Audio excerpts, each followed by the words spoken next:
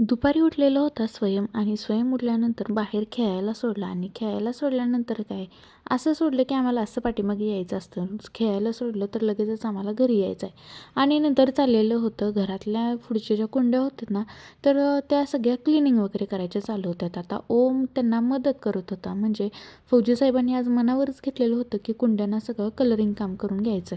तर आता जे कटिंग वगैरे करून घेतलेले होते ना झाडं, तर ती सगळी आत्तीना जे पडलेले होते पालापाचोळा ते सगळं उचलून टाकत होती. आणि हे बघा आमचा कृष्णा इथं बसलेला होता निवांत. जे पप्पा काम करतात ते मला बघायचं आहे, इकडे तिकडे दादा दिदी कोण फिरते सगळ्यांना मला बघत बसायचं आहे आणि कोण कुठं काम चुकार करते ना ते पप्पांना जाऊन सांगायचं. असं ह्याचं निरीक्षण मंत्री आमचं चाललेलं होतं काम. तर त्याची छान अशी स्माईल बघून ना कामाला जरा जोर लागलेला होता. आणि इकडं आती लगेचच मग ह्यांना ना कुंड्या पुसून देत होते आणि ह्यांचं चाललेलं होतं कलर द्यायचा. आणि ओम त्यांना ना इतका छान मदत करत होता ना की त्यांना जास्त असं कलर काम करताना ना त्रास होऊ नये म्हणून त्या वरची जी झाडं आहेत ना त्यांना छान असं पकडून ना ते मदत करत होता. आता ही जी कोरफडीचं झाड दिसते ना, तर त्याला मला थोडंसं कटिंग करायचं होतं आणि त्यामध्ये क्लिनिंग पण करायचं होतं, कारण की त्याच्यामध्ये इतकं गवत आलेलं होतं की विचारू नका.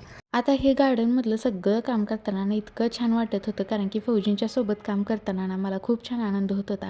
आणि ह्या आठवणी आमच्यासोबत ना कायम राहणार आहेत, कारण की कुंड्यांचं काम करताना किंवा फौजी साहेब गेले ड्युटीवरती आणि नंतर ना असं कधी ध्यानात आलं ना तर ह्या आठवणी जाग्या होणार आहेत. आणि नंतर चाललेलं होतं जे आळूची जी पानं आहेत ना, तर ते सगळे अशी वाळलेली होती थोडी, तर त्यांना ना रानातून येताना शेण आणलेलं होतं, मग तेच द्यायचं चालू होतं. चला आजच्यासाठी एवढंच, भेटूया उद्याच्या व्हिडिओमध्ये. बाय.